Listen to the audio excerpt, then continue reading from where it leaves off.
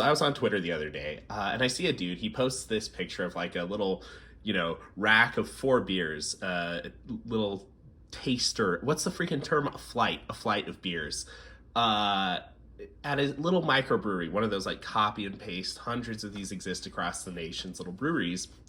And he posted it and he complained about like, oh my God, we don't have any culture. Like this is so copy and paste. Like there is nothing interesting about this. And I'm looking at that like, no, this is insane.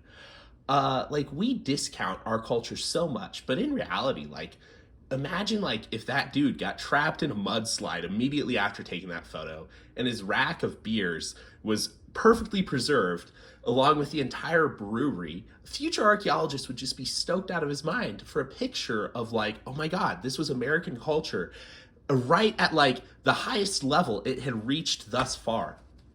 And I think I was thinking about that more and more, and I realized like, oh my God, we discount our culture so much. We think that the past is like the only real culture. We think that like ancient history and the ancients really had it. They were really great. You see this in comics, right? And in music, you've got like the golden era of hard rock or of heavy metal or of metal or of like pretty much everything except jazz has a golden era that's been eclipsed by what currently exists. You see this in comics where you have these rigidly defined golden and silver eras of comics, but in reality, they're nothing compared to what we have today. In Venice, there are these two gorgeous coffee shops that I just love so much. They're so cool. They're on like St. Mark's Plaza. They were founded in like the 1700s. Cafe Florian, Cafe Quadri, right? Like they're like two really beautiful coffee shops, ancient, wonderful like histories of just some of the coolest people in history. Casanova, Lord Byron, Charles Dickens, Richard Wagner, Stendhal visited these coffee shops. The intellectual legacy of these places is huge. And so you go there and you're like, oh my God, this is like one of the greatest places on the planet. Like this real stuff happened here. But then I think about like the Venetian in Las Vegas, and I think like, oh my God, my instinct is like, this is like pastiche. This is the fake and the real is Venice.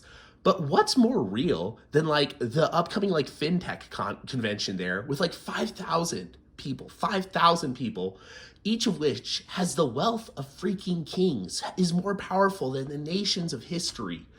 Oh my God, we've had automotive trade shows there where like people we completely write off are fundamentally doing things cooler than like Lord Byron ever did. And that's freaking real. Like we need to weigh the reality of like our fake Paris in Las Vegas might actually be better than the real Paris of history. Our fake Venice of Las Vegas, like our fakest, most plasticky place, there is real stuff happening there. There are real people. And we discount the modern era, or not the modern era, we discount contemporary reality so much. But I think that that's bullshit. I think that we really have something amazing going here. Society as it is right now is so freaking cool. And it's not just like the past that had heroes, it's today. Today has heroes and visionaries and great people. And I'm so happy to be here. I'm really just like pleased. I like our society, man. I think we've done something cool. Yeah. All right.